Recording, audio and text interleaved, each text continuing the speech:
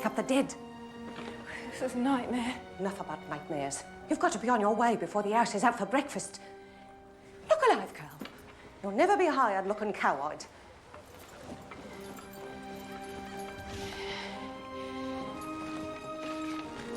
I read this note. I told your mother I'd do what I could, and now I've done it. Keep your hat over your face. Your mug's been in the papers. You can't tell him the truth or they'll send you packing. And God hates a liar, so just keep your mouth shut. You hear me? Keep your mouth shut. Well, hurry now. Go on.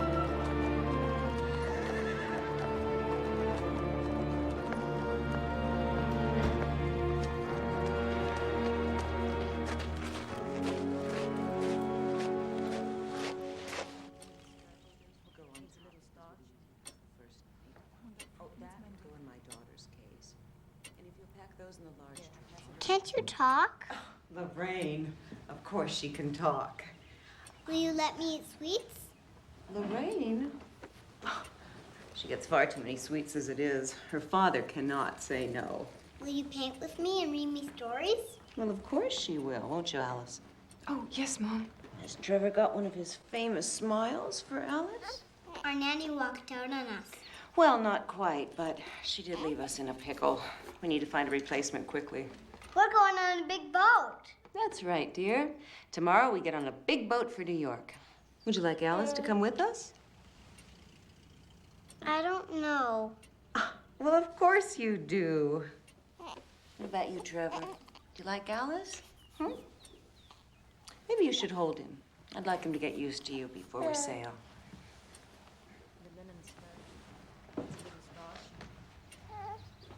Needs mending.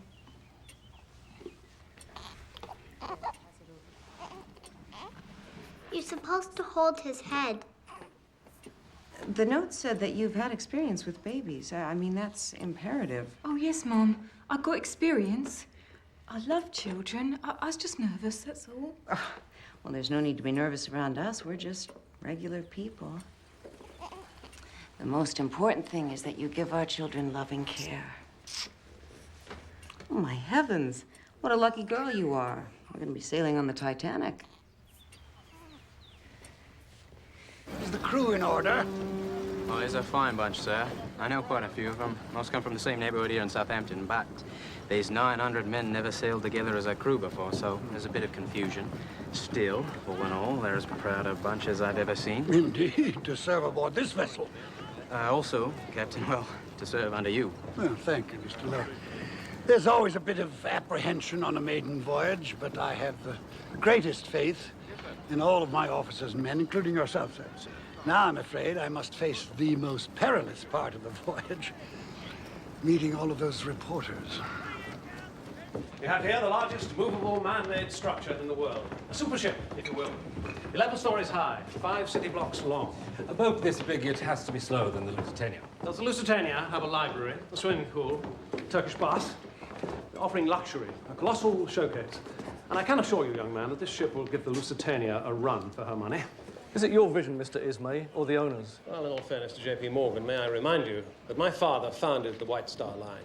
And now I, as managing director, intend to bring it into the 20th century. Ah, here he is. Captain. Captain Smith, is it true you're retiring after this voyage? That's true. Will you be writing a book about your adventures? Well, it'll be a very short book, I'm afraid. I haven't had much adventure. What about wrecks, accidents? Well, there've been winter squalls and storms and fog, but I've never had any adventure worth writing about. Certainly not recording for posterity. I'm afraid that I enjoy uneventful sea voyages. Like the one you're embarking on, sir. Exactly. Shipbuilding has become such an art now that a disaster is unthinkable. My job has become... effortless. Thank you. Effortless. Now, gentlemen, may I point out the dining room? For your information, we are stocked with £75,000 of fresh meat, £11,000 of fresh fish, £1,120 of marmalades and jams, and, of course, stock of the finest libations, cognac, one moment. Yes, Sandeman Port, 1870. Very good. Thank you. And we have, not there, those chairs should go on the private promenade outside. They should be a darker green. They will be repainted before the next sailing. You can be sure of that. We have seen to every detail. What about lifeboats? We have complied with the statutes of the British Board of Trade. But, gentlemen, we have here the largest, most beautiful, and technically perfect ship in the history of mankind. We're not going to need lifeboats. I thank you for your attention. And now, First Officer Murdoch here will take you on a short tour of the bridge. Good day to you. Good day, thank you. This way, gentlemen.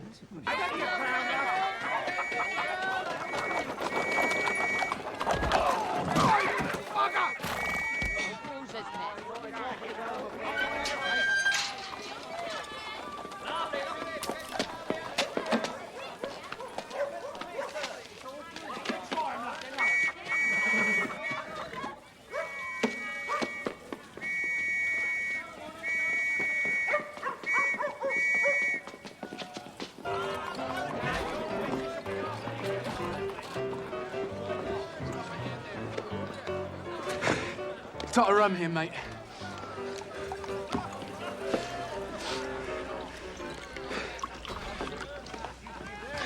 Here, take me cap, lad. Keep your head and your booze and your wits about you.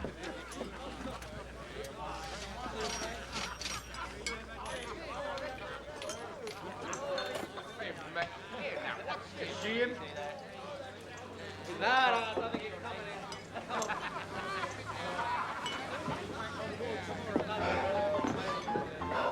You in trouble, lad?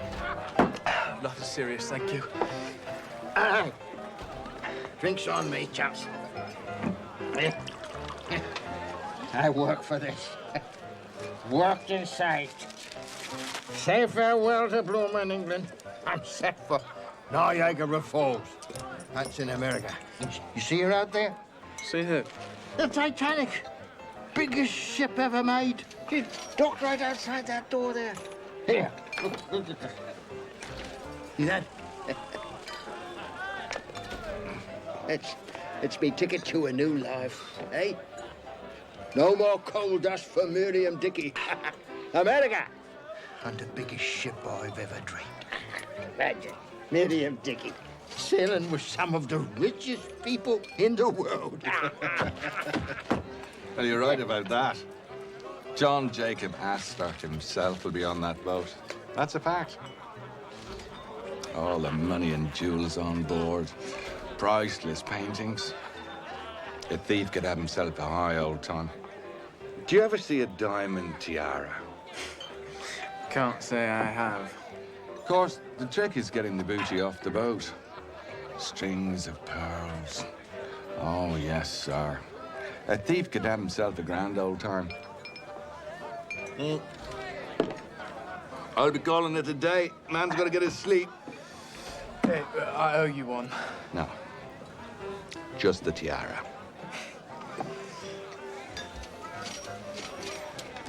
You be careful. Hi. Miriam Dickey on the same ship as John Jacob Astor.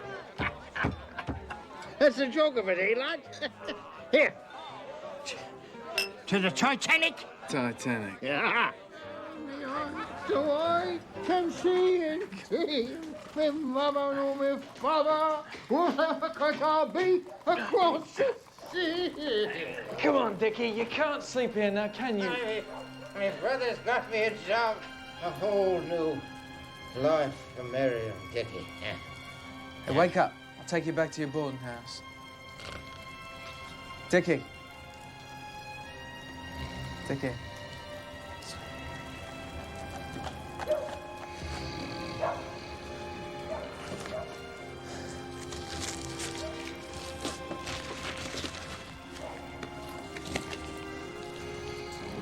Titanic. And my thanks it is to you, Mr. Dickey.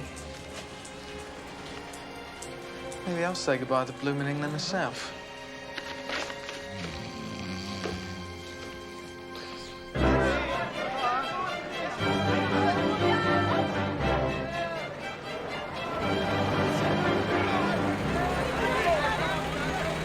Nigel? Yes, sir. Get the bag. Yes, sir.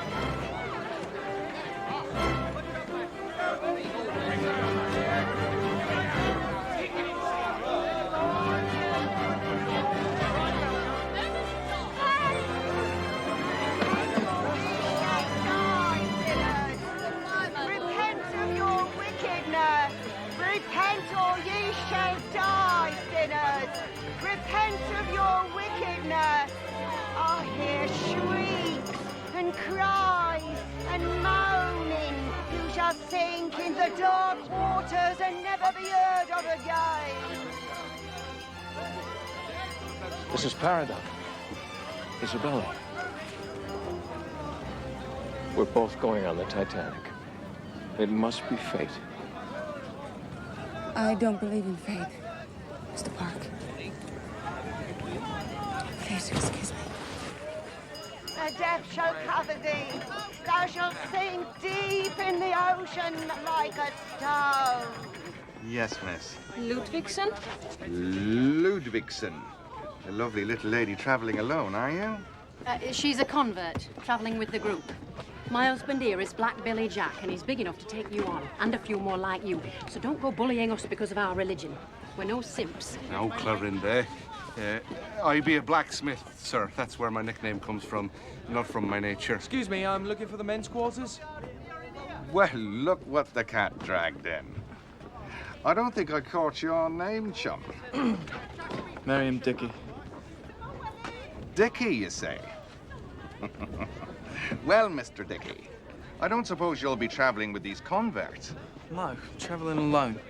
Well, run along then, chum. I'll catch up with you later. Miss Ludvigsen, if you'll step this way, the steward down the corridor will give you a cabin, Mr. and Mrs. Jack. All the little Jacks. I'm told we'll have crisp nights, but clear skies straight across by Mr. Park. Henry, good to see you, Henry. Well, likewise, I'm sure, sir. You will see many familiar faces. Many of the regulars have joined us, sir. Mr. Wynne Park, across the hall from you, real gentleman.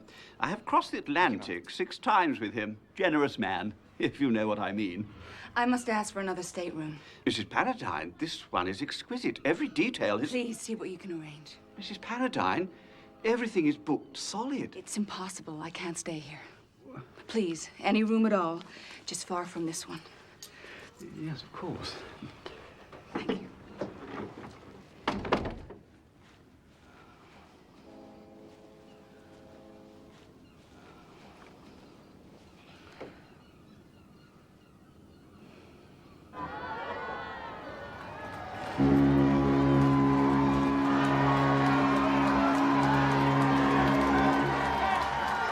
Mrs. Paradine? Excuse me.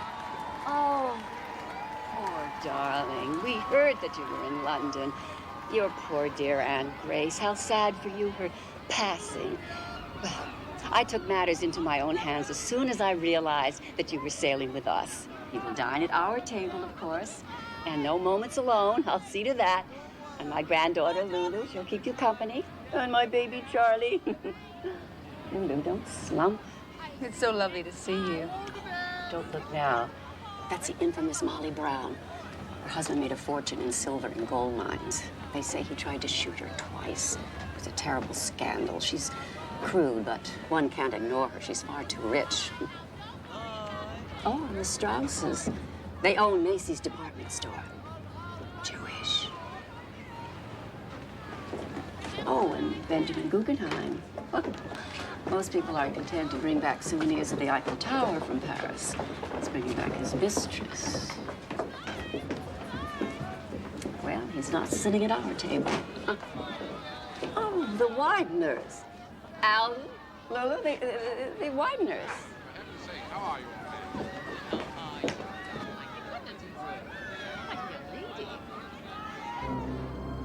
Guns all fast.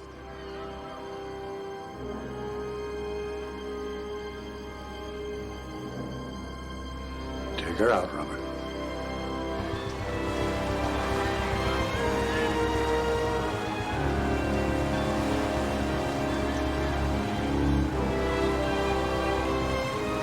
When do we get on the boat, Mommy? We're on the boat, darling. It's like a hotel to me. See? See there, little darling? Wave to all the people. Goodbye to England. Goodbye, England. Here! I've been rolled! I've been rolled! Here! We lie, you can't do this to me!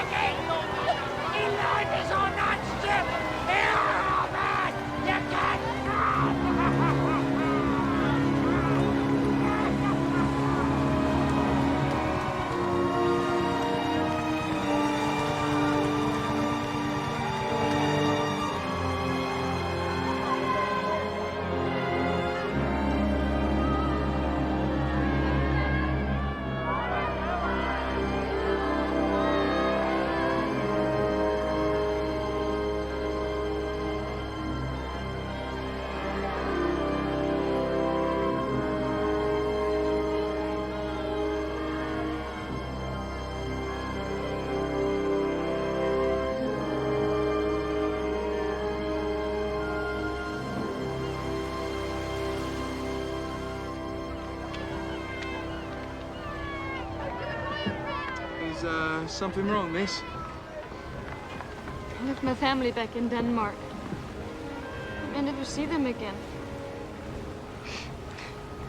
I grabbed my mother's nightcap from the clothesline. That's all I have of her. Well, more than I have of mine. I look for a better life. Yeah, me too. Oh, my heart is divided. Yeah, well, it's better you don't have a heart. An emigrant must have courage. I have to keep thinking of that. To be grateful to be on this beautiful ship. This is nothing. Steerage. Now, up there in first class, they got gold mirrors and crystal chandeliers. What is this first class? We all get to America at the same time. Yeah, but they get there in style. That's why I plan to do business. There in first class. Don't take courage. Take smarts. Throw that bit of raggedy cap away. Let go of the past.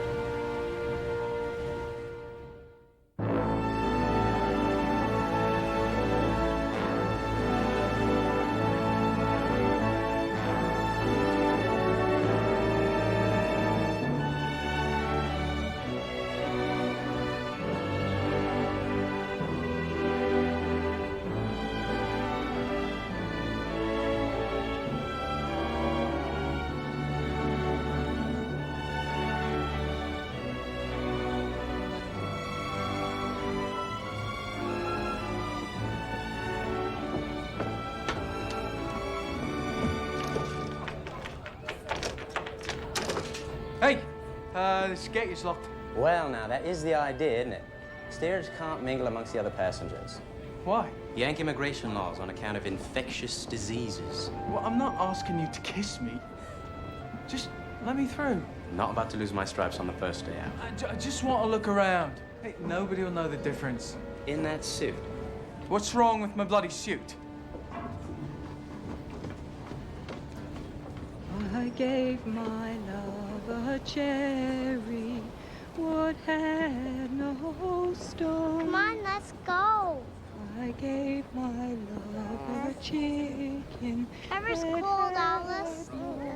Please, it's cold out here. I gave my love a It's night, Alice. Trevor needs his supper. You're supposed to take care of us. Stop whining. Stop whining. Stop whining.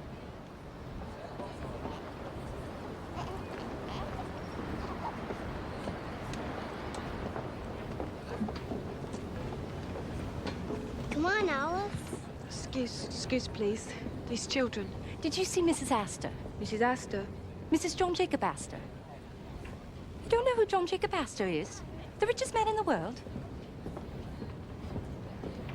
I think I know you. Were you in Cairo last month with the Hendersons, baby? I've never been to Cairo. Mrs. Astor! You're pale. Catch cold. And in your condition. It's chilly out here. We can't be too careful. You're right, Miss Miller. I keep telling my wife that. Now promise me you will eat a good dinner. They say our body needs these things they've discovered called vitamins. She eats like a bird, you know. She's eating for two now, and she's not getting her vitamins. Just a few more moments, John, please, before we have to walk into the dining room. I have to be calm and regal when they all start to gossip. Come, my dear.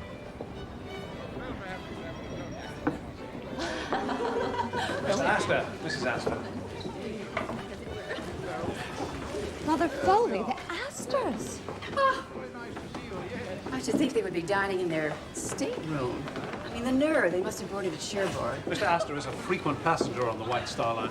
Not with her. I know the real Mrs. Astor, the first Mrs. Astor. They say she's expecting. Well, she can have a litter of little Astors, but she will never be accepted in polite society. Right to hell with polite society.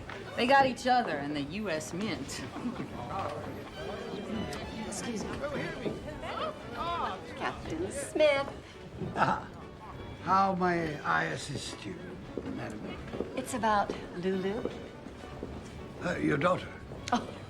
Actually, my granddaughter. We are always mistaken.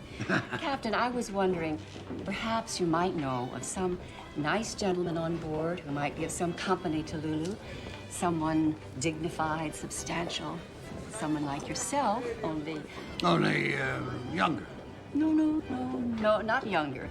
Lulu is so incomplete. An older man would be helpful. No, I meant someone... Well-to-do, wealthier. Exactly.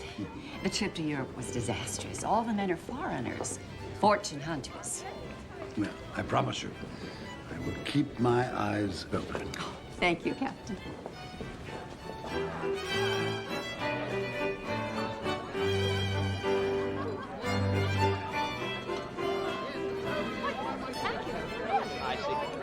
Another bottle, sir? I'd like it before we get to New York, if you don't mind.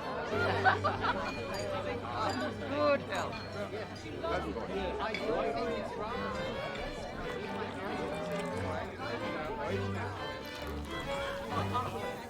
This is my third crossing with the captain, and last time I even sat at his table. 25 years, is it? With the White Star Line. The world's greatest ship and the world's greatest captain. Here's to a rip-roaring maiden voyage for us and the Titanic. Well, since it is my last voyage, I was hoping for something a little calmer. How fast are we going, Captain? I have a wager on it with Allison here. I say we're traveling in excess of 20 knots. You will excuse me. Captain Smith doesn't like to talk about speed, but I think it's safe to say that Mr. Allison owes you some money. Now, Mrs. Brown, would you care for some more oysters? Ooh, don't mind if I do. They're delicious. Big and fat and juicy. Oh, and some more wine, please. Lafitte Rothschild. We don't get wine like this in Denver. Boy, you built some rowboat here, Mr. Ismay. Well, I'm glad you're impressed, Mrs. Brown. Yes, I was determined to create a ship for the 20th century. One must be a visionary. Now, may I recommend the pressed pheasant, or perhaps the poulard poché à l'estragon? No skinny little poulard for me. I'm having roast mutton and yo a mouton. You speak French? I hired a French tutor. He pulled a cork from a champagne bottle and put it in my mouth. The cork, not the bottle. He said it'd force me to hold my mouth open when I talked. Well, I told him most people preferred me with my mouth shut. We are forgetting Mrs. Paradine. All this festivity. Poor darling, her dear Aunt Grace passed recently in London. All those months alone in London, taking care of the burial and your aunt's affairs. I suppose things were jumbled. We promised your husband that we'd watch over you on the voyage home. That's very kind of you. The Paradines have the most beautiful estate on the Hudson. And their little girl is a dream. Miss Foley, could I have the pleasure of a dance? Oh, well, Lulu would love to dance, Mr. Park. As long as it isn't that abominable turkey trot. One wonders what the world is coming to sometimes. Posture, Lulu. Such a charming man. And so very handsome. Our little Lulu could do worse. Our little Lulu couldn't do any better. He's shrewd, intelligent. And loaded. Yeah. A marriage made in heaven. You must long to dance to a young woman like you. It's so sad you're stuck in black for the whole crossing. It doesn't do much for your delicate complexion. I suppose your aunt's husband is grieving. The marriage only lasted a year, Mrs. Foley. I don't know where Mr. Santalisa is now. Why, she gave up everything for that scoundrel. Well, what can you expect, an Italian? He was after her inheritance. I said so. Poor woman. On the contrary, Mrs. Foley. My aunt had no regrets. In fact, just before she died, she told me it was a glorious year. No matter what the price, it was worth a lifetime.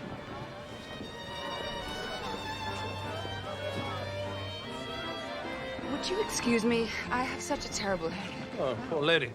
Let me help you to your room. No, please continue with your dinner.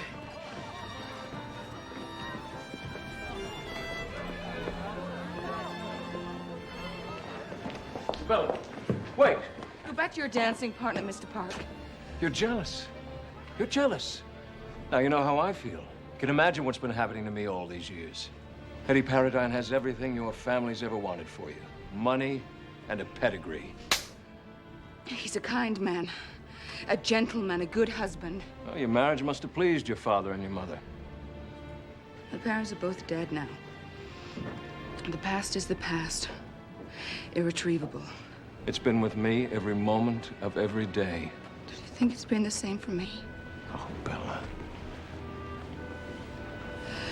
Oh, Bella. I'm married, Win. I never expected to see you again. You broke my heart.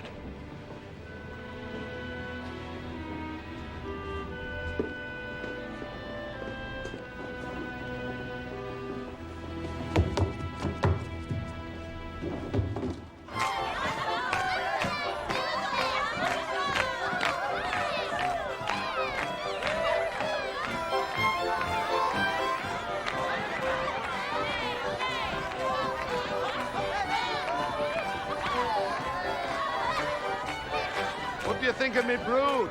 Nice children. Nice wife, too. I wouldn't be much without them. You planning to have pups yourself? Me? No. Oh, no. Wouldn't be so good at it. Raising pups, I mean.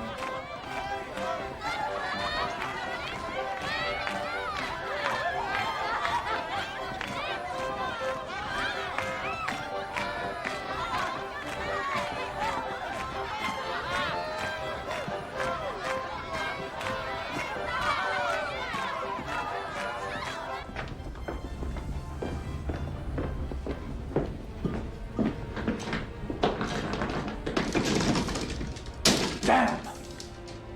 Crew only. There has to be another way up. Might as well be in prison.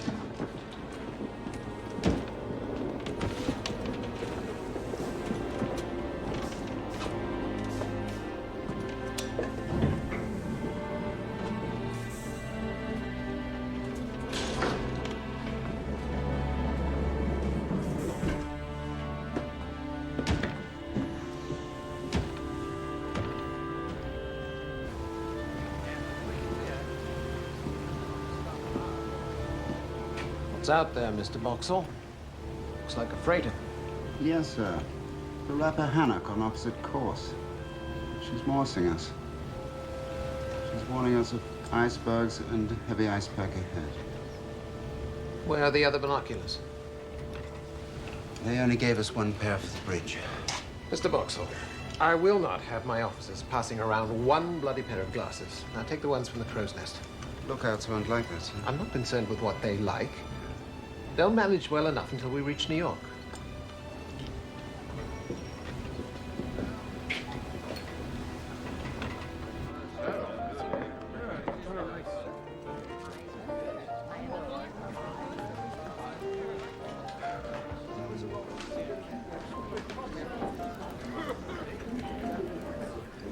TJ, you sure you won't join us for another hand? No, no, nightcap and then to bed. I promised my wife. I forgot. You're a newlywed.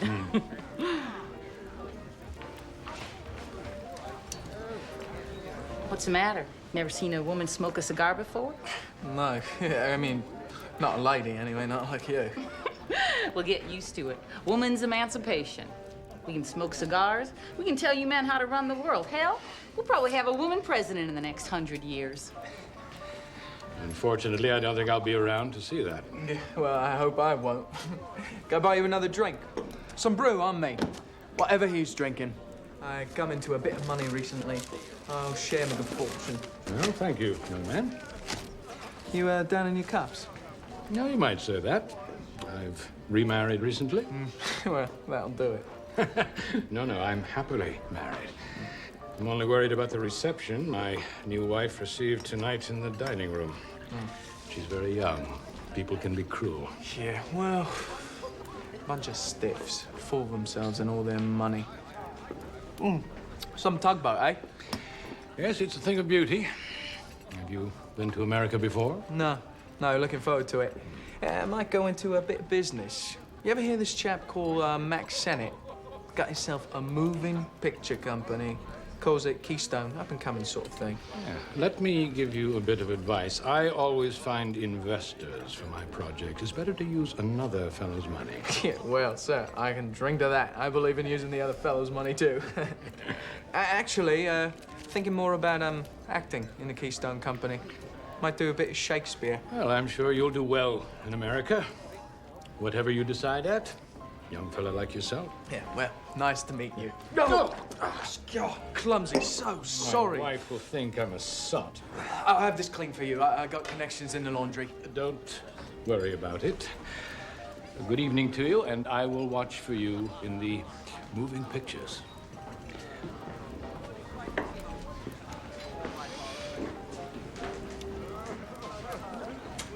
Another brandy, ma'am.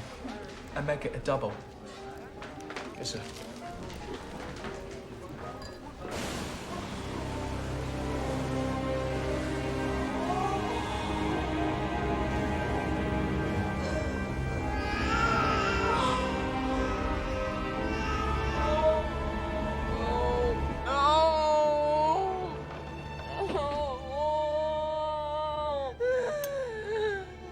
Alice, wake up. You're having a nightmare. My baby. He was dead in the water. It's only a dream, Alice. You don't have a baby, Alice. That's right, Lorraine. Now go back to sleep.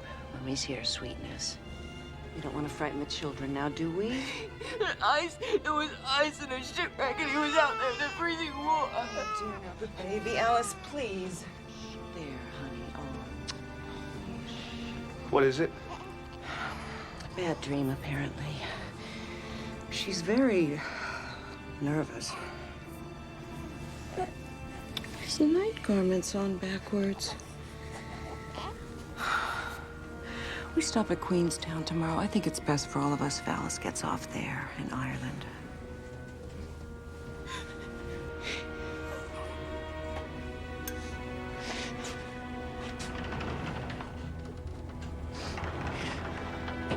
My baby. My poor little baby.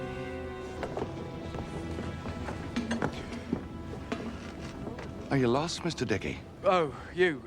Look, I know I'm not supposed to be up here, but an acquaintance of mine invited me up for a drink. No, son. Let me give you a piece of advice. Take it from your old dad. You're holding Mr. John Jacob Astor's billfold. I saw you left it in the bar. You didn't realize that now, did you, Mr. Dickey? John Jacob Astor? I don't know what you're talking about. I'm trying to be your friend here, son. Everybody needs a friend. I told you. You put the bite on the great man himself. I just want to keep you out of trouble, that's all. Nice young chap like you.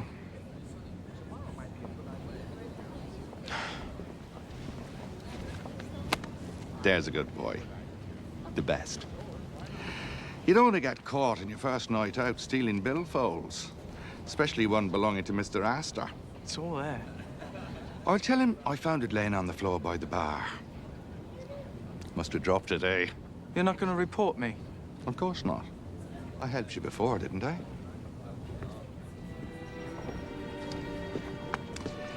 Time to be picking billfolds is the last night out. Men get all the moolah out of the safe. Now I'm sure we can work out something that'll be good for the both of us. You're a talented lad, you are. I can see that right away.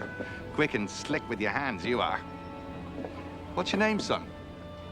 Your real name? Well, it don't really matter now, does it? Don't be so prickly. I can't help if I worry a bit about the real Mr. Merriam Dickey. You didn't axe the fella, did you? Of course not. He passed out. Drunk. Drunk as a skunk, eh, Dickey? I can see you and I are going to get along really well.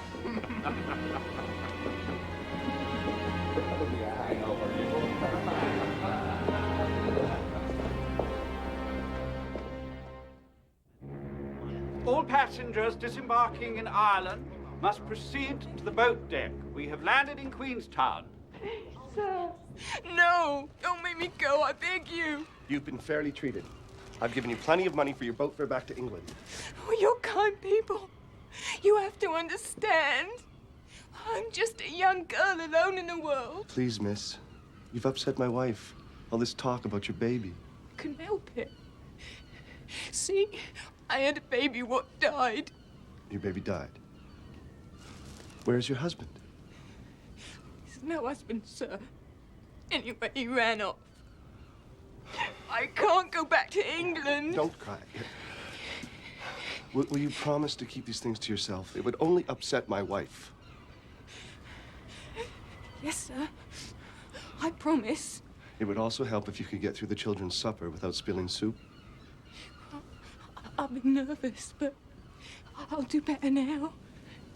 If I give you this chance, you won't let me down? My word, sir. I give you my word. And I thank you for the opportunity to stay on the ship. I do, sir. I thank my lucky stars.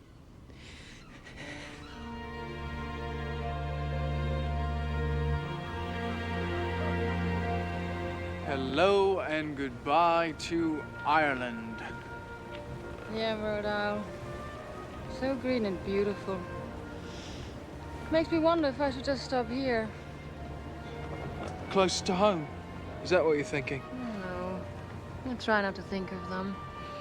My mother, my little brother and sisters. Their life is so hard.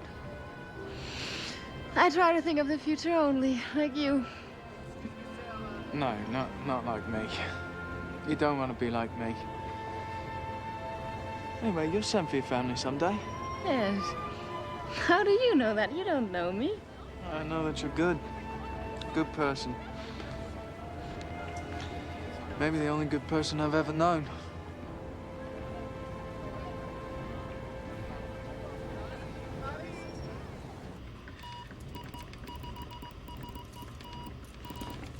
So, which is which then, eh? Oh, green's where I've been, yellow's where I want to go. Right. You know, Phillips, you're probably the only bloke who took the ad seriously. Join the Marconi Company, see the world. Yeah, well, here we are. Yeah, like hell, see the world. How are we supposed to see the world, Phillips? Stuck in this bloody broom closet. Wynn Park, I'm expecting a Marconi gram. Oh, yes, sir, Mr. Park. There's so many messages coming and going. Oh, there we are. There you are, sir. I'll be expecting several others. I'd like them delivered immediately. Right, sir. Smooth sailing all the way. I hope so. Cheers, Governor. It's a double eagle. It's a $20 piece. Look at that. Tin mines. Isn't that why I say tin mines? Aye. You split up with me. Right. Aye.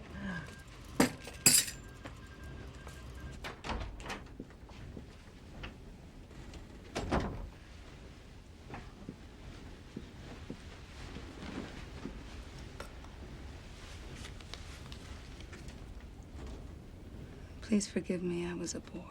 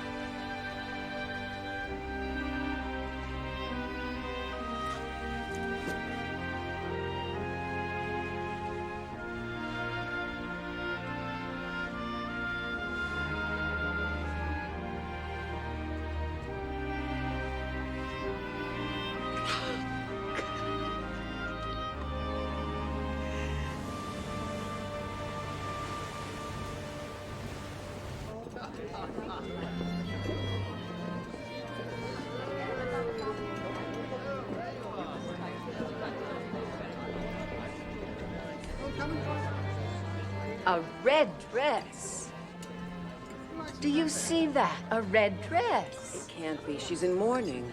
She appears to have recovered. Palm Duchess. Where I come from, we call a spud a spud. She's not sitting here. I won't have it. This is a disgrace. Hazel. Well, it's only been a few months since her Aunt Grace passed away. She ought to show some respect, even though her aunt was fast. Mrs. Paradine, you feeling better? I am, Mr. Ismay. Thank you. I feel queasy. Mr. Park? Oh, he had urgent business. I understand the Bolivian government has given them permission to open some tin mines. That's dangerous. That Zapata fellow? That's Mexico, my dear. It's the same thing. Oh, here he is. I knew he wouldn't disappoint us. Evening. I'm sorry I'm late. So it's mining, is it? Takes perseverance. Me and my man, we never gave up when others did. Our little Johnny mine turned out to be the richest gold vein in the world. Of course, it didn't exactly buy us happiness. Well, money doesn't always get us what we want. You unlucky in love, Mr. Park? My family tree is missing a few branches. I set out to prove to a young lady's parents that I was worthy of her. And she married someone else.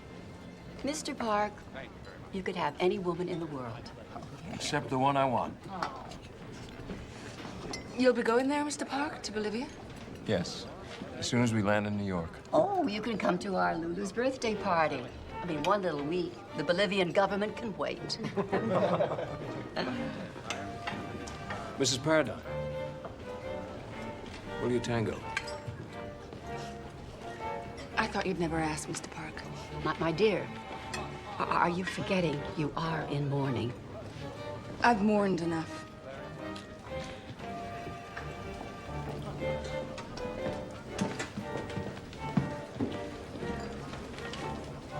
Oh, my.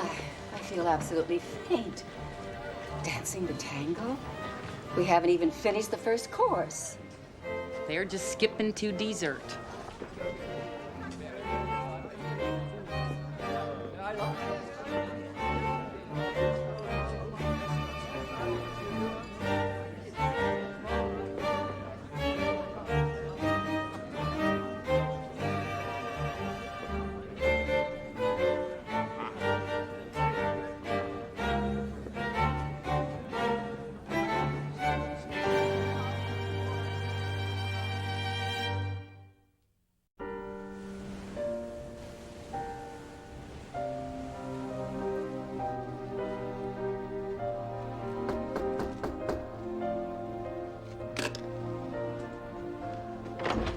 Wait, oh. Beg your pardon, ma'am. Excuse me, I thought, Mr. Park. Oh, I believe you went out for an early breakfast. Mrs. Paradine, I have wonderful news for you. I have managed to convince the Countess of Rothes that she absolutely must take this stateroom. Her servants have packed all her things, so here I am, ready to move you. Move me? Well, you weren't happy in this suite, and it's my job to make you happy. Oh, yes. Well, that won't be necessary. I'm quite happy here now. Yes, but I've arranged for it. The Countess of Rothes. It took a great deal of maneuvering. I've changed my mind. I'm completely comfortable here. Thank you. Yes, but what do I tell the Countess of Rothes?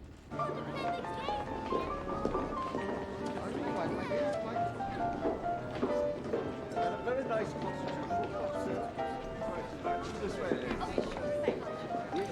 Very smooth. He slept like a baby last night.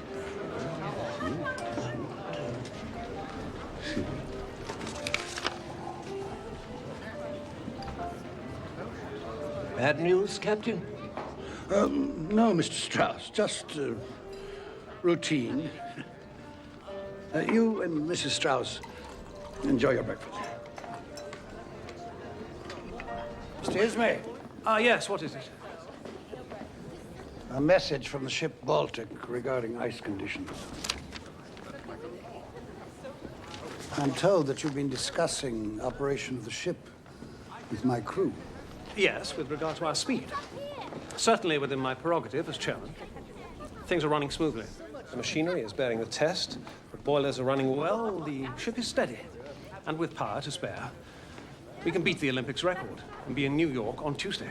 I see absolutely no purpose in arriving a day early. Yes, and I see no purpose in meandering, keeping to a schedule devised for inferior vessels. But there are basic safety procedures nonetheless. I want the ship to perform to its full potential.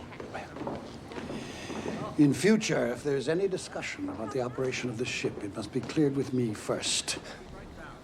This may be my last crossing. And I'm still the captain.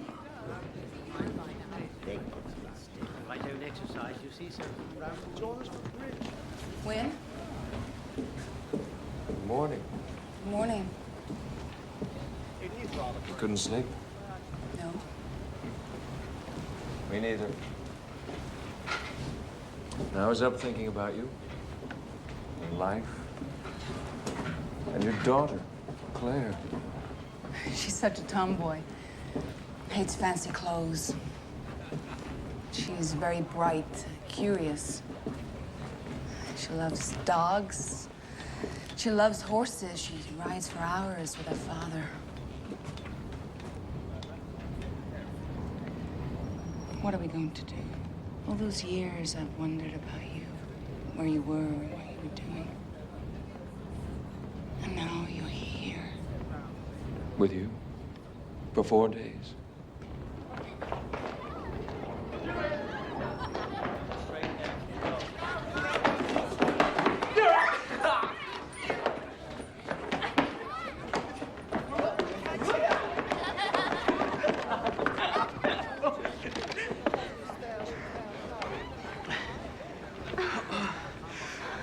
Osa, what are you going to do in America?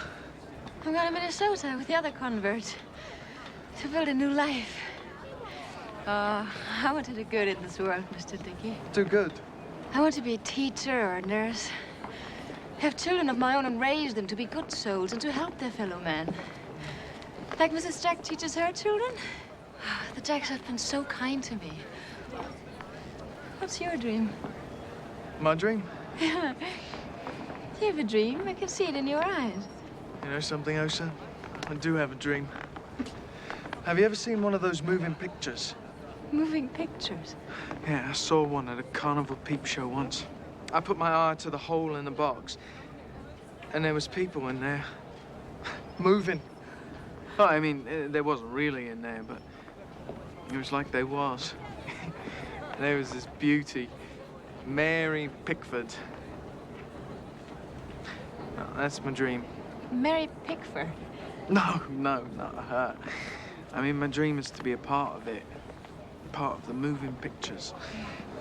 Well, then you must work for it and make it happen. No, stupid pipe dream. Anyway, you could be in the moving pictures. I mean, you're much prettier than Mary Pickford. Moving pictures sound nice. But I'm not looking for pictures in a box. What are you looking for? God.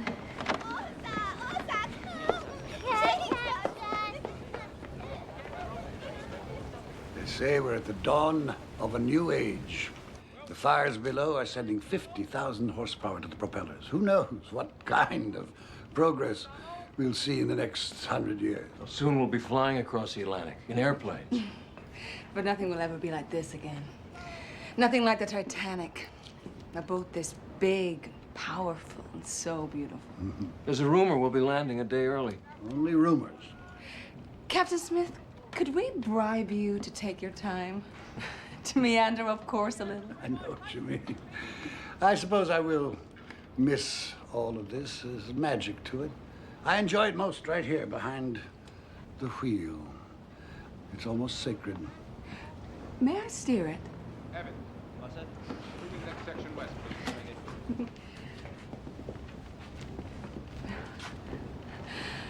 Oh, you're right. It is magical. Good. I can feel the power beneath my feet. Are you sure that you know the way to New York? No, I don't. Maybe I'll just turn it around and go back to England. How does that sound?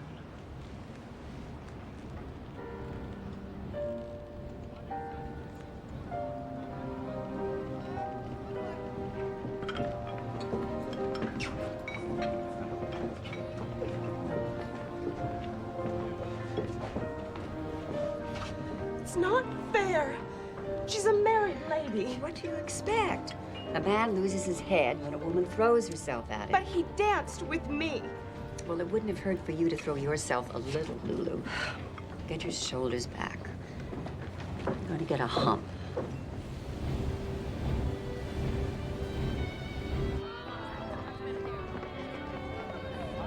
Most of them don't bother to leave their jewels with the purser.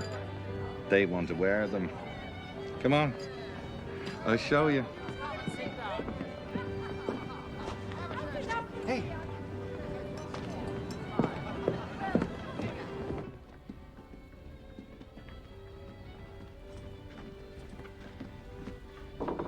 Room service. Wrong room.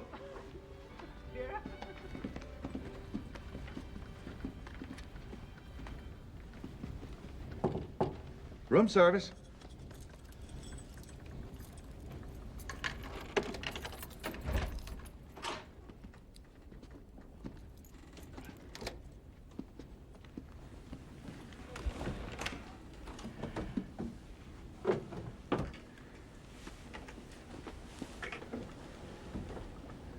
What did I tell you?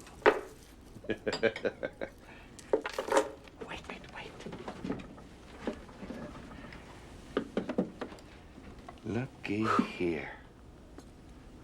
What do you say? A diamond tiara. Go ahead. Try it on for size.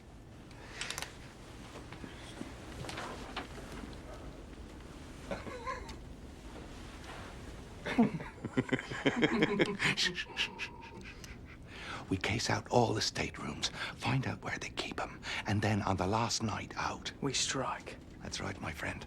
There'll be confusion in the morning. How do we get it off the boat?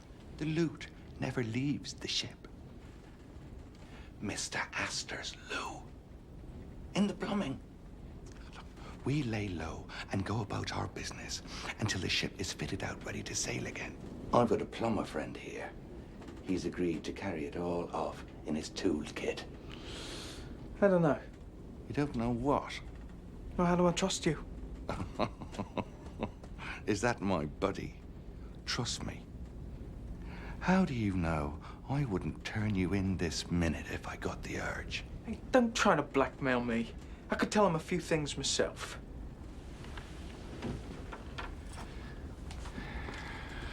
I've worked for the White Star Line for 12 years. I'm a trusted employee. Who do you think they're going to believe? Me or Mr. Dickey, who isn't Mr. Dickey at all? Come on, boy. You better get out of here. The tiara. Shh. I was playing the piano. Yes, you were. You were playing. I was watching you from the hallway waiting for your father. Wrong door. Yes, wrong door. It's the next one. I've never been in such a grand house before. And there you were. You were playing the piano. Chopin. I didn't know what it was. I only knew it was the most beautiful music. And the sun was coming through the windows and everything was golden. The sun, you. The dress. Dressing gown. And it was yellow, it wasn't golden. Anyway, the door was supposed to have been closed. Yeah.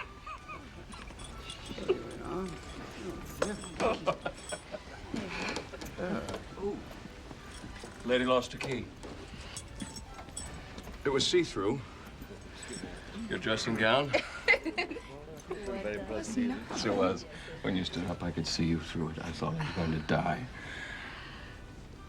We found your room. Mm-hmm.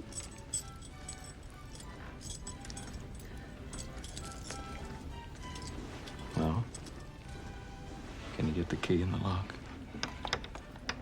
Can you? I'm trying. Can you get the key in the lock? Can you?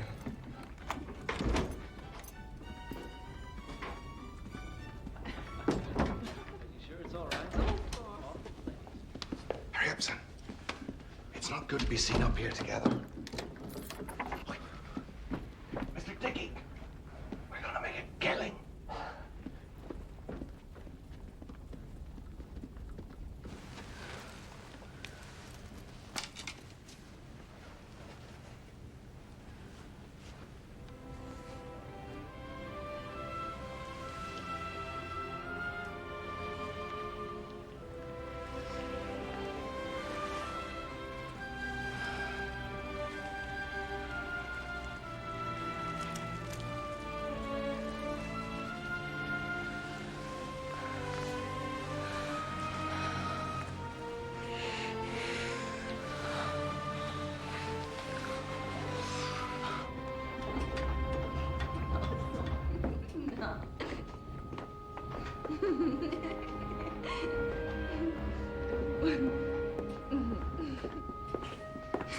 Look at you. Where have you been? Yeah, first class. Hobnobbing with the rich folk. A real dandy, all right. Only Mary Pickle could see you now. Pickford. Mary Pickford. You look beautiful. But also, men aren't supposed to look beautiful. Why? Take me word, I'm not beautiful, not in any way. You are beautiful to me.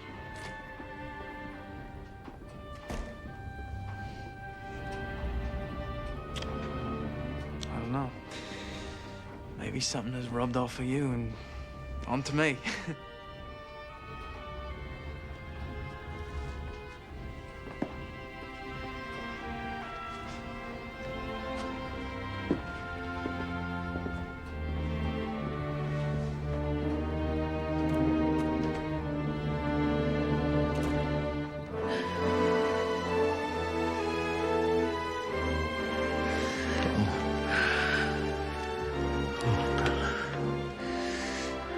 I didn't want to remember this.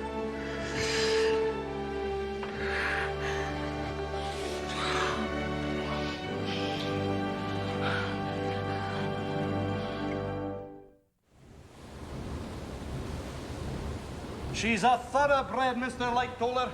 I'd swear there was a boat drill scheduled for this morning. Well, if I know the captain will skip it, Sunfall's gone and set it for the same time as the Sunday service, and the captain surely won't miss saying devotions. Chief Bell! Here, Mr. Chairman. Don't look so shocked, Mr. Lightoller. I frequently check in the boiler rooms.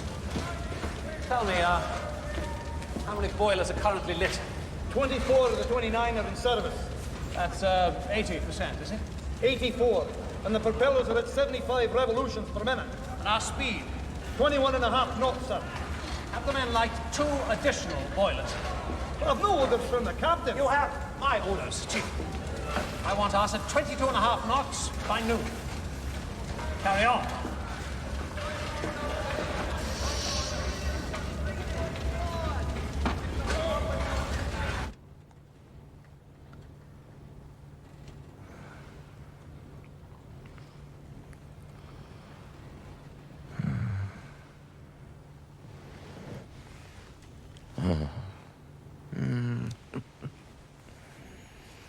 Oh, what day is it? Sunday. Everyone's at church service except us. We're the sinners.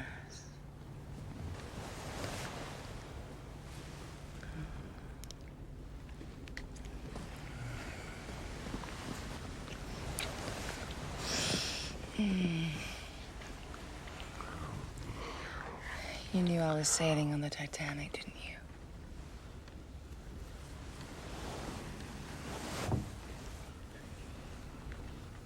Yes. It wasn't fate at all. You planned it that way. Yes. But it isn't enough. God, I want to be with you always. Come to Bolivia.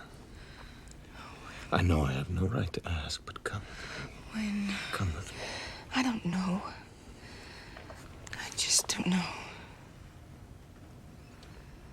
Does it have to end?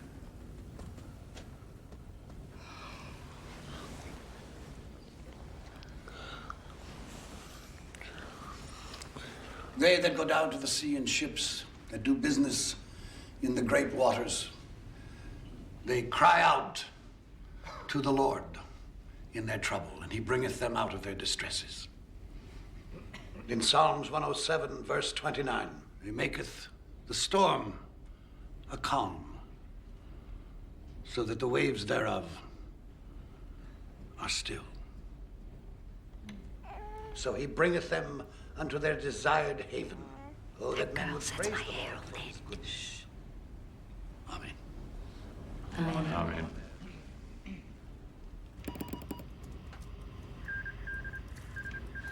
Got the Masaba here. She's reporting heavy pack ice ahead, large bergs, and field ice. Oh. Right, well, I'll run it up to the bridge. Actually, not now. It's 20 minutes to 5. Let's clear through some of this backlog first, eh? Right. Well, now, you must come visit me sometime in Denver, Captain. I'm having a huge party in June. Well, I suspect that in June I shall be in Hampstead making up for all the gardening I've been missing for the last 40 years. I'd like to spend a little time with my wife and daughter. Oh, lovely. I understand. My husband, JJ, is ambitious and smart, but he's more comfortable in Leadville. Myself, I want to be more civilized. I guess that's why we've gone our separate ways. Tell me something, Captain Smith. Won't you miss the sea? I suppose I shall. But just between you and me, sometimes being on a ship is like being in jail with the possibility of drowning. Oh, well, you've just got 3 more days. It's only 3 more days. Yeah. Then you're a free man. The rain don't run, you'll spill it. What's going on here? Now look what a mess you made. You seem to have your hands full. I'm Marge Miller. What's your name? Her name is Alice. Rain? Shh. Come along.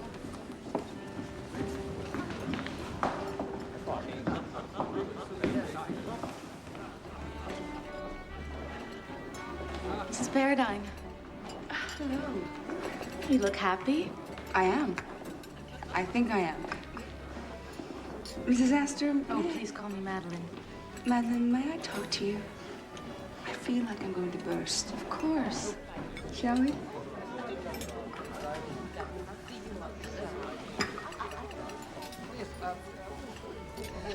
What was it like when Mr. Astor got his divorce? It's painful. For everyone. I felt terribly guilty. But we've embarked on a new adventure. I try not to look back.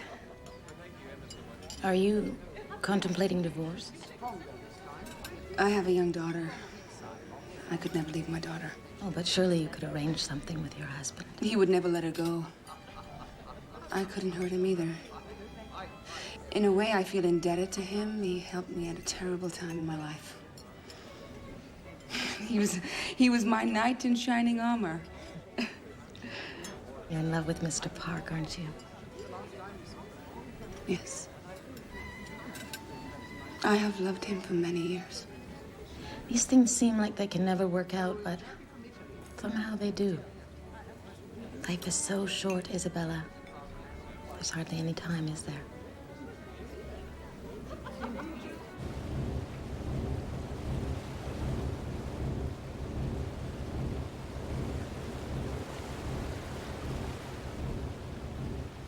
Excuse me, sir. Everything is stowed in the forward locker. Anything important? Another ice warning, sir. It's from the Coronia. Post the coordinates. I will, sir. Remarkably cold tonight, is it not? Yes, it is. I've sent word down to the carpenter to take care of the fresh water supply. It'll be below freezing during the night. Not much wind. A flat calm. In 24 years, I've never seen so calm a sea. Low, low. Breathe and blow, wind from the western sea. Over the rolling waters go, come from the dying moon, and blow. Sir? On my word, I have not thought of that verse since I was a cabin boy. Love of the ocean brought me to the sea as a lad, and there's still wonder in it. Are we not a bit fast?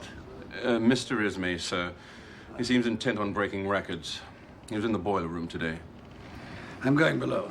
Keep sharp. The first sign of any haziness, we'll need to slow down. I'll deal with Mr. Ismay in the morning. Yes, sir.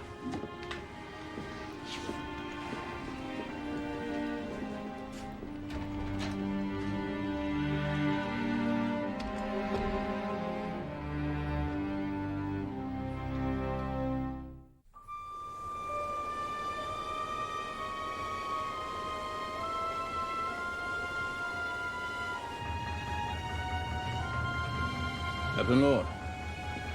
White patches ahead. That'll mean ice. Stop the engines! Stoke down the boilers! We're all in position for the night.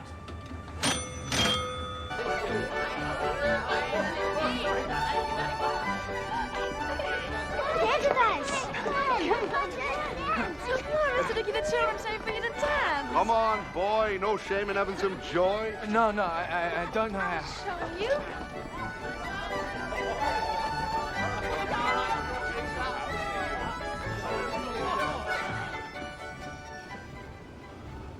Right now, upstairs, the wine is flowing, the jewels are sparkling. The stars are jewels. We're all the same under the stars. I get them for you if I could. All them stars. There's so much out there just waiting for us to scoop it up. Hey, I promised you a tiara, and Jamie Purse is gonna get you one. Who is Jamie Purse? Oh, yeah. I forgot. Jamie Purse is my real name. But, Mr. Dickey? That was just the name on the ticket. How did you get the ticket? You're not a thief. Fact is, I found it. You're right. I'm not a thief. I just seized the opportunity. If you'll excuse me. I don't mean to interrupt, madam, but me and Mr. Dickey have an appointment with the ship's purser. I gotta go. Purser? Don't go with him. I have to. Haven't you ever had to do things? Been forced to do things? I try to stay true to myself, if that is what you mean. You're so bloody good. Always on the straight and narrow. Well, that's not the way the world works. Look, maybe I'm not so great, but I can change. I wouldn't mind a piece of her myself. You want to get smashed in the face? You do. And you'll end up in the ship's brig, you silly bugger. Now, I'm having a jar with the purser in his office. Perfect time for you to lift the key out of his pocket. Magic hands like yours. No problem. Understand? All right. You just stay away from her. You hear me? She's too good for the likes of you. And me.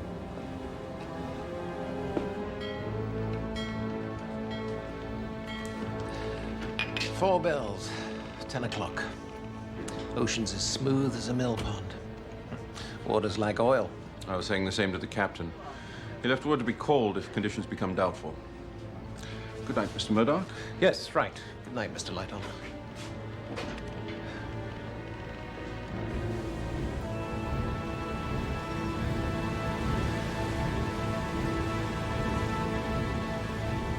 It's cold out tonight. Aye. By the smell of it, there's ice about. You smell it before you get to it. Of course, I wouldn't tell the bigwigs that. They think you're stupid. But you know what I say? We're the eyes of this here ship. But don't expect no respect. What I expect are some proper glasses. I've got good eyesight, but I can't see in the dark. Well, I asked the Ganges tonight. They were like to have bit me head off. Well, I'm through with the bloomin' sea. After this one, I'll go back home, make an honest woman of me, Linda.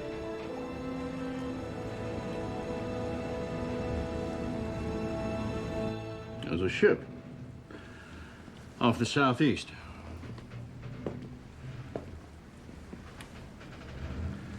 It looks like a big passenger liner. Maybe 10 miles away. No. She's something like ourselves. A small freighter. Not that far. Any other ships in the vicinity? The closest one's the Titanic. Can't be the Titanic. She's closer to us in size. That must be a freighter or a fishing boat. Maybe. Have Evans radio the Titanic. Tell him we've stopped for the night. Surrounded by ice. Yes, sir.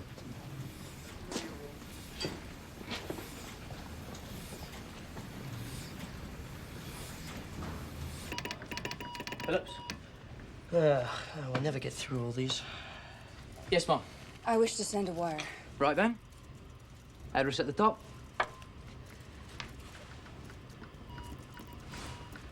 My husband is at our home on the Hudson. This has to go out immediately. Do you understand? Yes, ma'am. The thing of it is... We're bogged down here right now. The wireless broke down last night and wasn't back in commission until 5 this morning. We've got quite a backlog, ma'am. Please, this has to go out immediately. You have to send it right away before Mum? Before I lose my strength. Before I change my mind.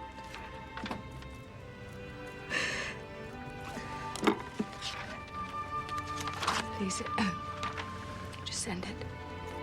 Well, don't worry, Mum. It's very urgent. Promise me. We'll do the best we can, eh?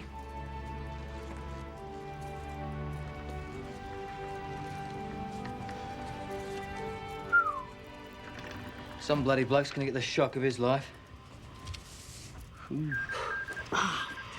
Shut up. Shut up. You're jamming me.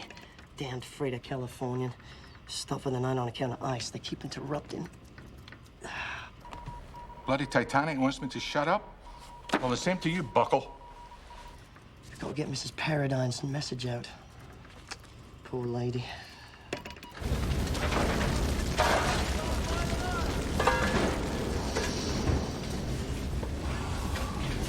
All your fight, Chief. Aye, thanks, Jack. It's me prize. Tobacco from the East Indies. Keeps it next to me heart. It's me treasure. Oh, that head. Are there really angels, Mama? Of course there are angels. Watching over you and your sister and your brothers. Over all of us. And over this ship to make sure we're safe. Oh, you're a mass of snarls, Miss Ophelia Jack. Need one of them angels down here to brush it out. It doesn't look right. Young girl like you alone in the world talking to that hooligan. We are all God's children. You said so yourself. Chap like that cause you nothing but pain. There. Here we are. You're almost an angel yourself. We're off to bed now, Osa. Sweet dreams, Osa. Sweet dreams. You say your prayers, Osa. God will keep you from harm. And all the angels too, Mama. And all the angels too.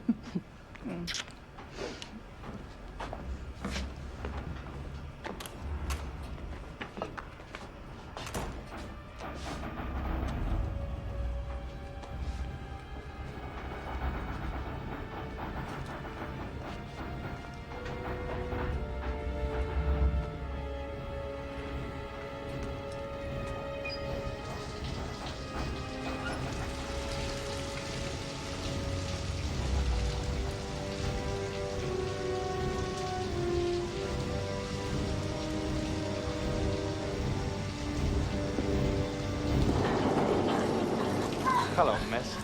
What? No, what are you doing? Your boyfriend's not around to protect you, right? Let me go! Oh, thank you, let me go. You're a peach, you are. I had my eye on you from the start. You're going nowhere. I knew from the first time I laid eyes on you that you were no sight.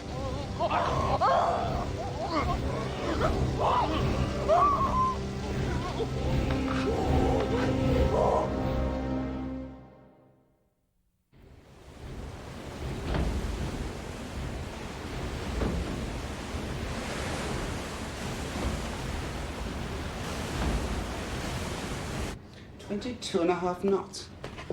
What are we doing? It's not a race. We have our orders, Mr. Boxall. Hope Mr. Astor won't be playing cards too late. I hate to go to bed alone. I put a nice warm bottle under the covers, ma'am. It'll be very comfy. Finished? Mm-hmm. I was talking to the Allisons, Nanny. Such a strange bird she is. I've been racking my brain trying to remember where I know her from. Her name is Alice. That's what the little girl said. Alice.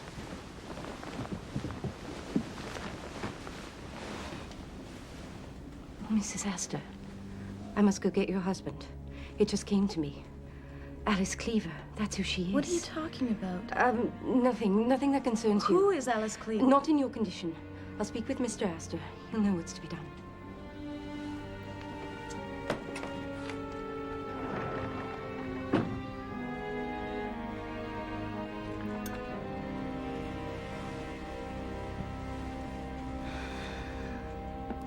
You boys keep playing like this, you're gonna pay for my trip. And tomorrow night, poker. You must excuse me for just a moment. We'll wait. He's the one with the money. There's something wrong with my wife. Oh, no. She's safe in bed. Well, what is it then?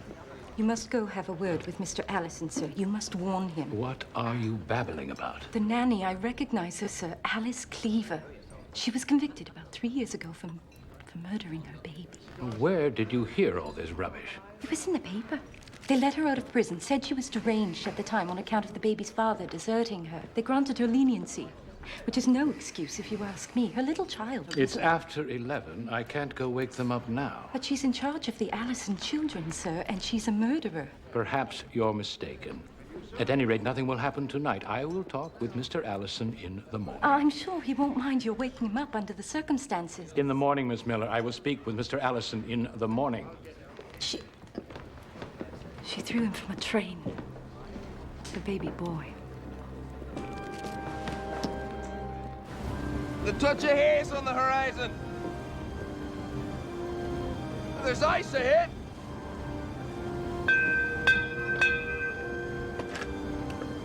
Hey, is someone there?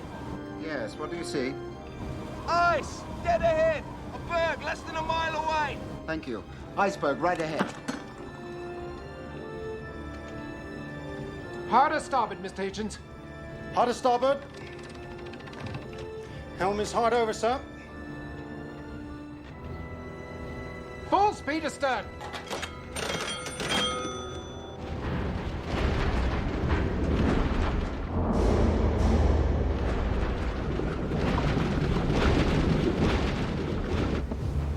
Turn! Iceberg ahead. Come on. Come on. Turn, you whore, turn.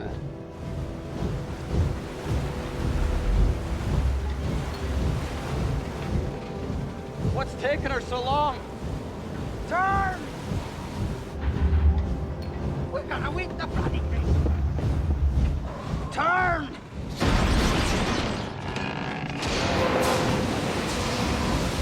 We did it, man! Oh no! We're dead!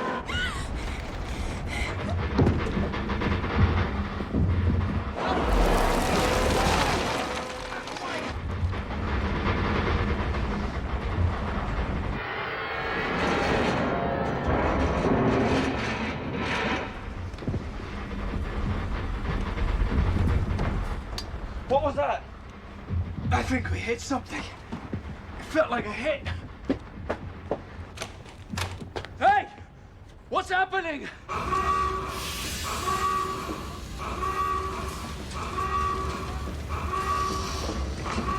Soften up now! Move! Quickly! Alice, we can't allow water into the boiler!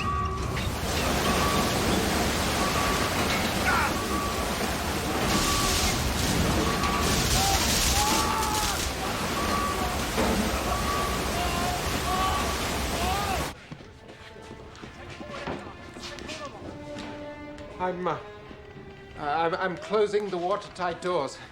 Note the time and enter it into the log.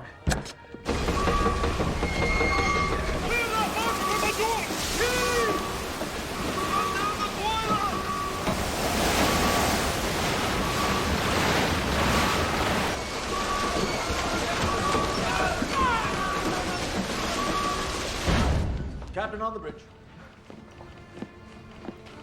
We've struck something, Mr. Murdoch. An iceberg, sir. I hard starboarded and ran the engines full astern, but it was too close. I'm afraid she's hit it. Dearest God. I closed the watertight doors, rung the warning bell. Sir, do you hear me? It's impossible. This cannot have happened.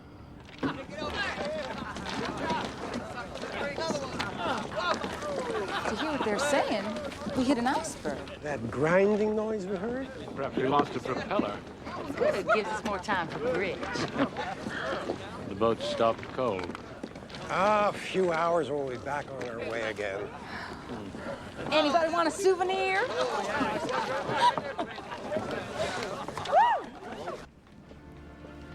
Isabella. Did you see it? The iceberg? I've done a terrible thing. What? I sent Eddie a wireless. Yes. I can't give you up. I won't. I've told him all about us, and I've told him I'm going to Bolivia with you.